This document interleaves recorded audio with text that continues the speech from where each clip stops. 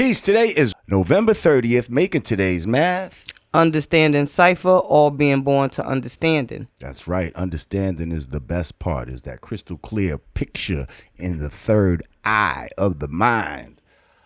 Cipher is a person, place, a thing. Peace to the gods and earth. Peace. Welcome back to the Yanadameen Godcast. I'm Lord Jamar. I'm Digger. We got my man, Fact Checker Rage in the house. Present. Sound man Alex. Yep. Director, editor, Harold in the place to be. And we have our distinguished guests right about this time. Dr. Wesley Muhammad, everybody. Clap it up for Dr. Wesley Muhammad of the Nation of Islam. Peace to you, God. Or True Islam, also, I should say. As he's also known. Peace, Allah. Amongst the gods and the earth. Peace, God. Peace, Lord. So, yeah, we were here building, and in the interest of time, we just going to jump right into it. We here talking about, Paul Guthrie and the Get on the Wheel series, and we're talking about W.D. Farrar, and we're talking about the devil, and where, getting ran from the root of civilization to the caves of West Asia. And okay, so now we want to talk about real quick, maybe that 9,000 miles.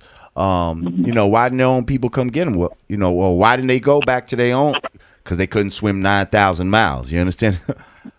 What about the 9,000 miles? What about where their own people didn't know they were over here until approximately 60 years ago? He said that correlates with a book called Slavery, which arrived in India at a certain time. I saw that. Yeah, these are just mathematical things that I just would like to touch on. But we could touch on that 9,000 real quick, and I definitely want to touch on the points that you want to get to too. So let's touch on that 9,000 real quick. The problem is that so I saw his video where with the globe he identified 9,000 miles from the North America and India. I don't have a problem with that calculation. I'm going to say more about that. The problem is he misrepresents the 9,000 miles. The 9,000 miles is not identified in here, with the root of civilization. The 9,000 miles are in the 1 through 36. They cannot swim the 9,000 miles. So the identification of the 9,000 miles with a root of civilization is not made in the lesson where the 9,000 miles appear. That's a critical point, because I said in my opening, he misrepresents the supreme wisdom of the Nation of Islam. And we who parrot him uncritically, we don't even refer to the sources, so we are guilty of misrepresenting as well. So that 9,000 miles is not identified in the supreme wisdom with the distance associated with the root of civilization. It is not. Now, I don't have a problem with any measurement connecting us to India. Let me say this. I said there are some redeeming qualities of his presentation. I said to him in private, and I am saying publicly, that there is not the statement W.D. Farrar came from India. There is nothing offensive about that statement to me at all. He says, and he uses the language very carefully. I'm going to talk about that. He says, W.D. Farrar spoke Indian English. The reason he did so is that he came from India. Now, there is absolutely nothing offensive in that statement to me. It is very possible that when he, Master Farrar Muhammad, came to America, that he did come from India. Now, in our discussion, my discussion with Mr. Paul Guthrie, and it was a private discussion, and I posted it publicly. He came on the post and did not deny it. I pointed out Mr. Paul Guthrie admitted. Notice, Lord Jamar, you never hear Mr. Paul Guthrie say W.D. Farad was born in India.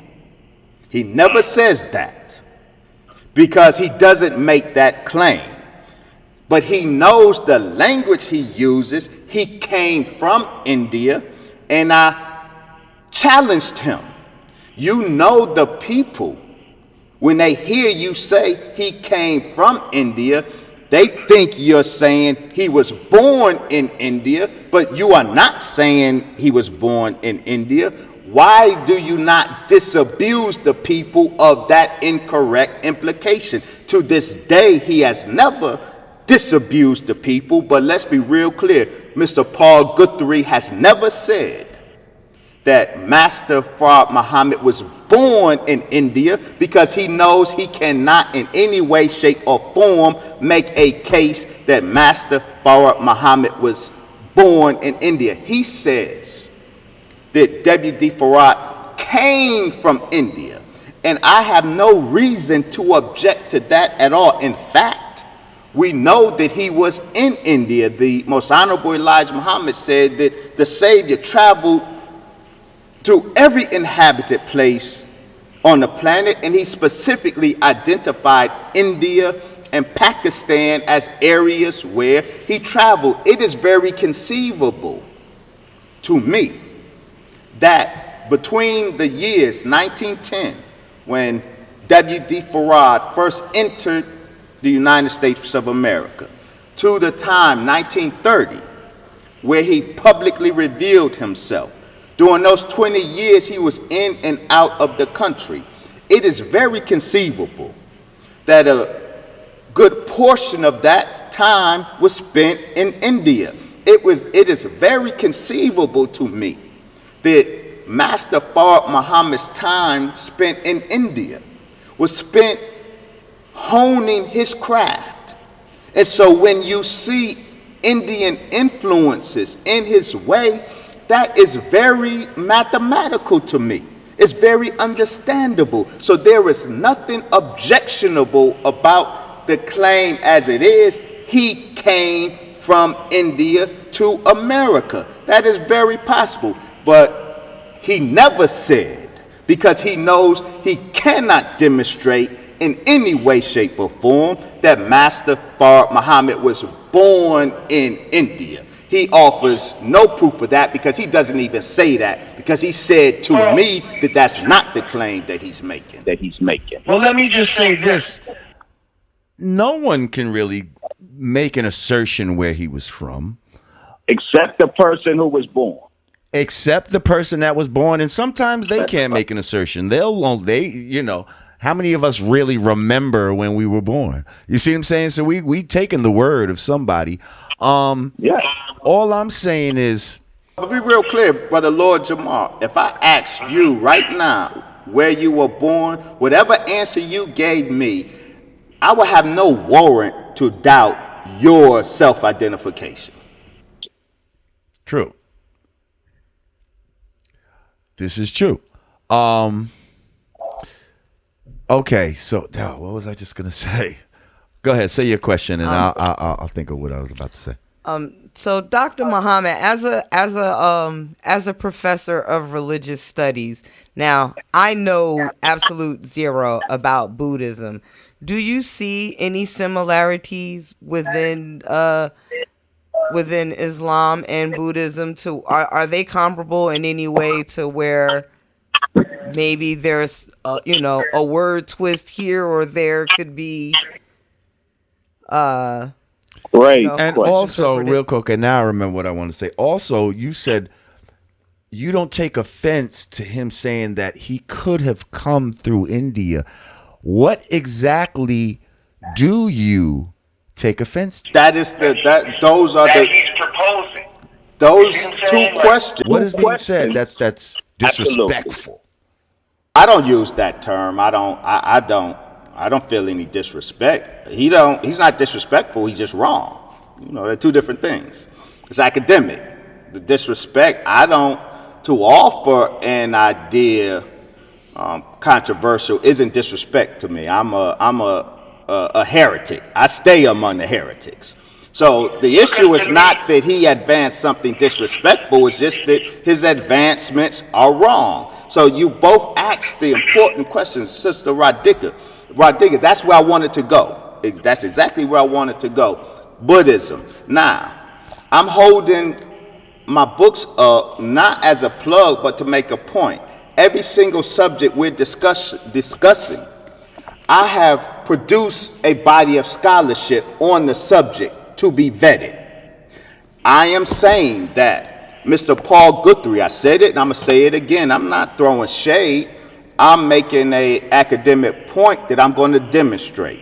That Mr. Paul Guthrie is not qualified as a student of Buddhism to make the claims that he's making. He is not qualified as a student of Islam to make the claims that he is making. And this is why he is so awfully wrong in both claims. So I would like to demonstrate that to the point of your question, Sister Radhika. He says that he asked the question, did Master Muhammad teach Islam or did he teach Buddhism? He answers, what Master Muhammad actually taught is Buddhism. He says his principles are 100% Buddhist.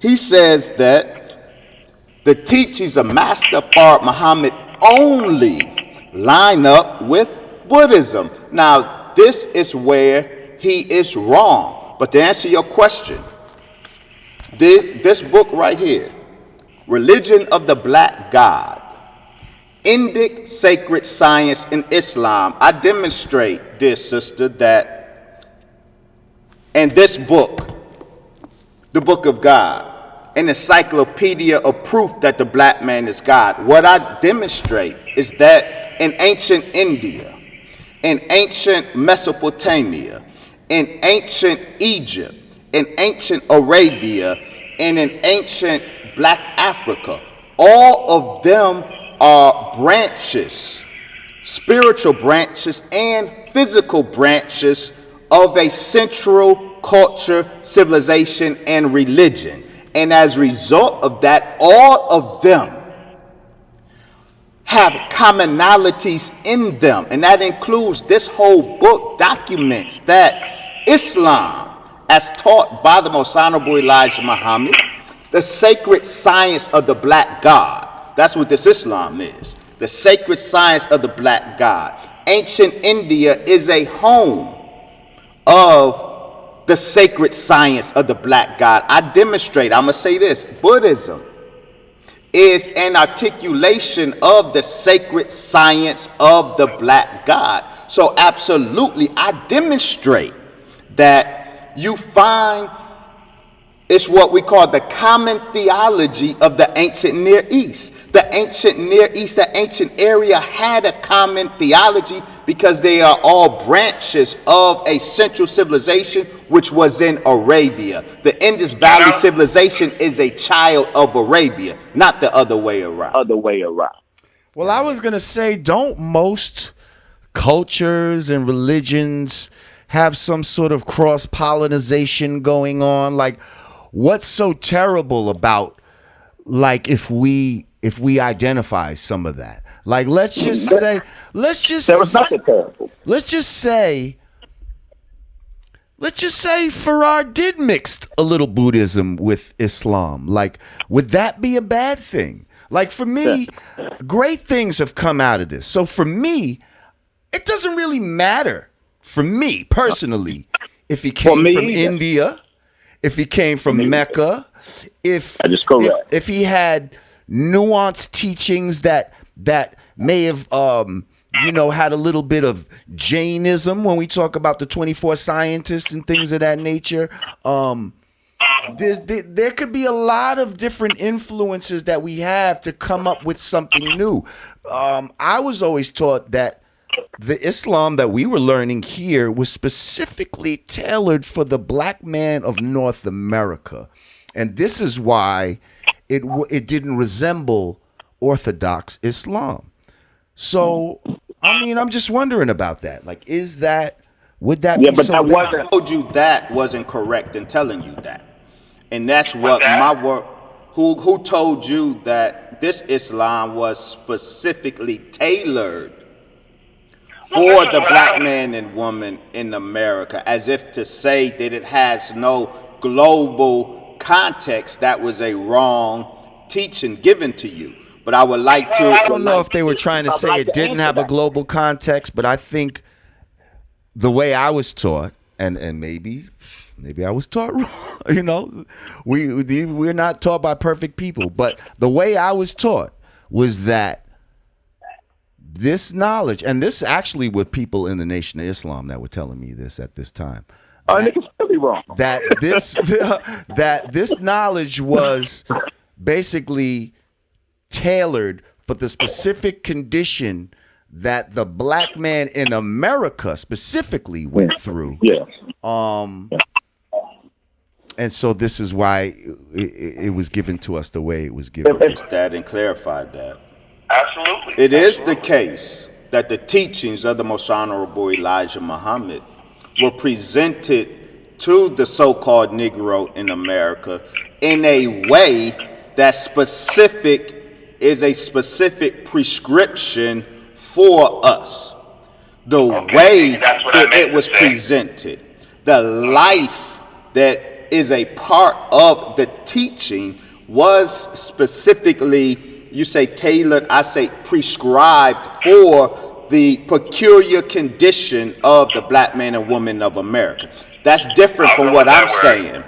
The teaching of the black God, for example, that Master Farad Muhammad taught his student, the Most Honorable Elijah Muhammad. He did not innovate that truth of God. He did not create from whole cloth a teaching to give to the black man and woman in America to have some effect.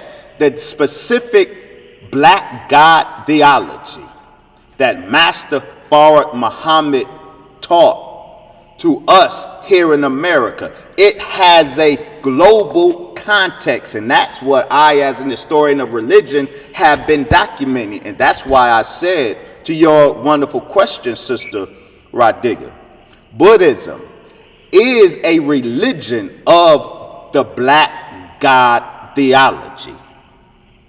It has been Aryanized.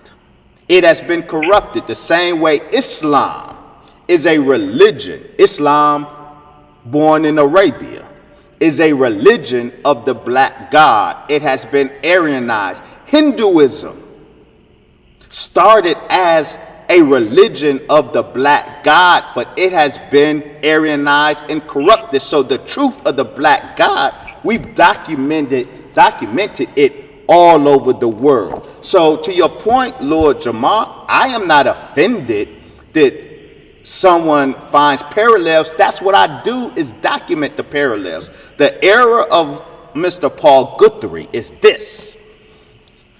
Let me read what he says, if I may. The illogic in the game that he plays. I want to point out for us the game that he is playing. He says W.D. Farad taught Buddhism, not Islam. Well, what do you mean, Mr. Guthrie, by Buddhism? You say he's a Buddhist. He's not a Muslim. He teaches Buddhism, not Islam. What then is the Buddhism that you say he teaches? Look at what he says. Buddhism is not the worship or the submission to any deity or deities. Buddhism is not chanting. Buddhism is not bowing down to statues. Burning incense or offering bowls of fruit is not Buddhism. Buddhism is not the worship of the Buddha. It has no dogmas. It has no beliefs. Buddhism, the name Buddha simply means the wide-awake man or woman. Any wide-awake man or woman is a Buddha or a Buddhist. Now, he just went through eliminating any individual characteristic of a religion called Buddhism.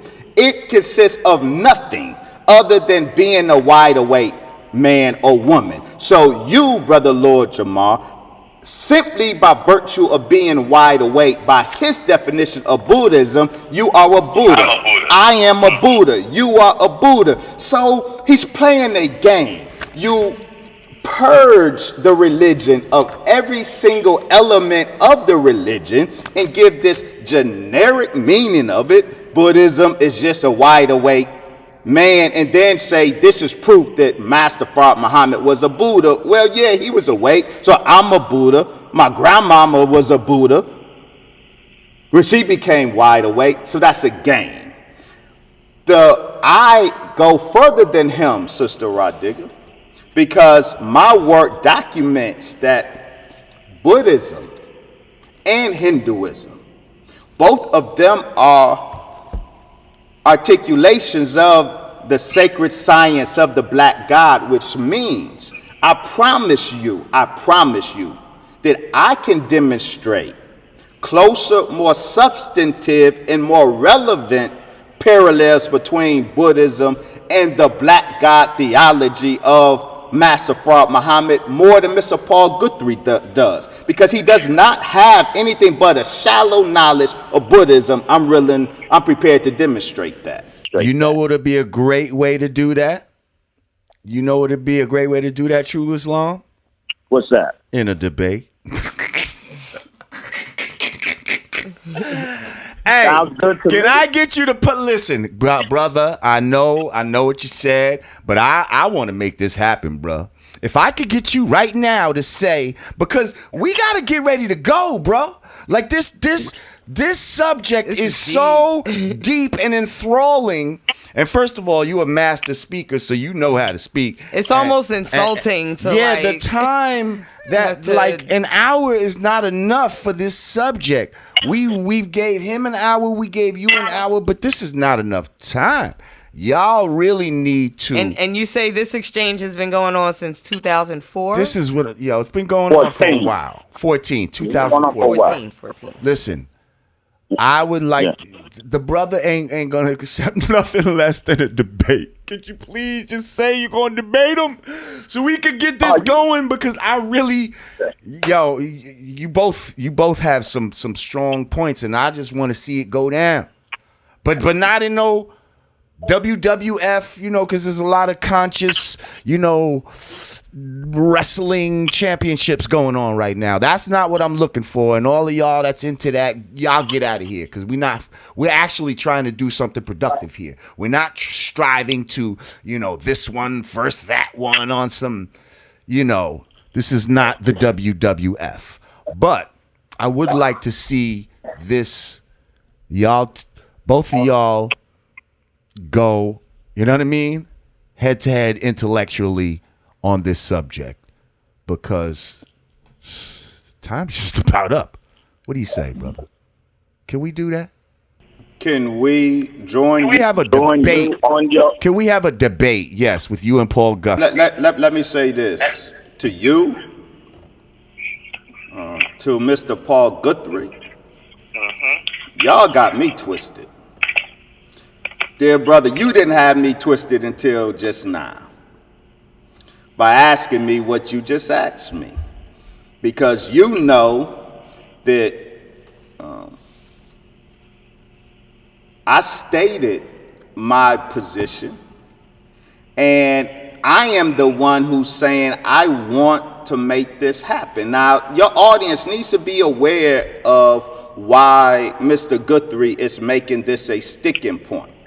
And you, Lord Jamar, you should not be assisting him in this way. I'm not trying to assist him. I'm trying to assist I'm trying to facilitate whatever discussion, debate, build, whatever y'all want to call it. Yeah, and that's the point. So just let us be real clear. Or let the audience be real clear so they understand who's playing games here and who ain't.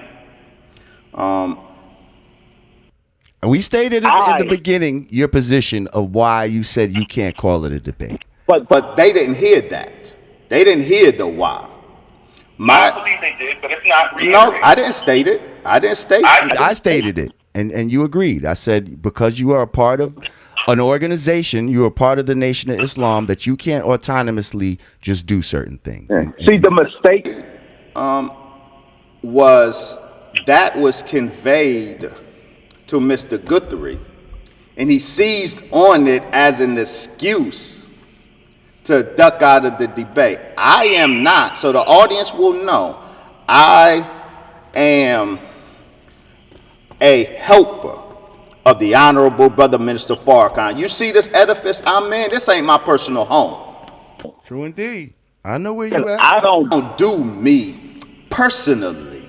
I follow my chain of command, and my chain of command goes up to the Honorable Brother Minister Farrakhan. And when you and I spoke, Brother Lord Jamar, I told you that I want to make this happen. We have to publicize it in a way that will allow it to happen. So the whole point of the language is to craft it in a way so that it can happen. You, in your conversation with Mr. Paul Guthrie, you tipped your hand. He heard that, and now he is seizing that as an escape, a trap door out of this thing. And so I'm going to say it again. I don't care what Mr. Paul Guthrie calls it. He can call it a debate, and he can hear it ringing in his ears from his own mouth 1,000,000 times a day. None of you are going to compel me to violate my protocol. I seem to be the only one who's really determined to have this happen. If you want it to happen, Mr. Paul Guthrie, just show up. Forget what it's called. We don't have to call it nothing. Just show up. If you want to have this, I'm in agreement with that. show up next week. I'm in agreement. I'm just listening, and I didn't ask you that to try to disrespect you in any way. I'm just trying to make this go down. You understand, brother? I want to see All that has to the one thing that has to happen for it to go down. I show up and he show up. That's the only thing that has to happen. If you want it to go down, Mr. At the school at 3 o'clock at the flagpole. 3 o'clock. I'll be there. We used to meet at the flagpole. It was the flagpole we met at. Meet me at the flagpole after school. That's what. Translation: I'm way too powerful to be debating with folks. Just show up, and we could do this. Hey. I feel you, brother. Well, listen. Playing games. He's playing games. How can people get your literature, get your books, get more information on these subjects as far as the protocol of the Black God, and tell us where you might be speaking at, or Yes, sir. I would like in to contact with you. I also like to say I actually prepared some slides. I would like to, when we have to conclude here to the live stream audience, I'm going to present a case so that it will be out there, and I will send it to you. Allow Mr. Paul Guthrie to sink his teeth in, and hopefully it will inspire him. It will compel him to show up at 3 o'clock next week. So after we close here, we're going to continue, and we're going to show the people some things, the things that we came to show that we didn't get to yet. I can be reached social media wise at Wesley Muhammad Facebook and Dr. Wesley Muhammad Facebook, Wesley Muhammad Instagram, Wesley Muhammad YouTube. Also at www.drwesleymuhammad.info. That's drwesleymuhammad.info. Every Thursday, more or less, at 4 o'clock. You can meet me at Sip and Savor in Bronzeville, Georgia, doing the math. We do the math, Lord Jamar, every Thursday at Sip and Savor. Tune in, that's nfastudios.com, so I can be reached thereby. Well, brother, to Islam, Dr. Wesley Muhammad, we thank you so much for having you with us. I wish we had more time. This is such an intriguing subject, and Yes, sir. man, you are a great guest, and you are always welcome here on the Godcast. I appreciate you, Lord Jamar. As a legend in the game. Brand Nubians, of course, Brand Nubians was part of the Islamic food that fed my Islam. True indeed. Each one teach one. Man sharpens man, steel sharpens steel. That's right. But yes, so brother, thank you. Thank you to your live stream audience for joining us. Thank you everybody that's here on Shindig. Everybody at home at Yanadameen Godcast. Once again, another great one. I'm Lord Jamar. I'm Digga. Peace.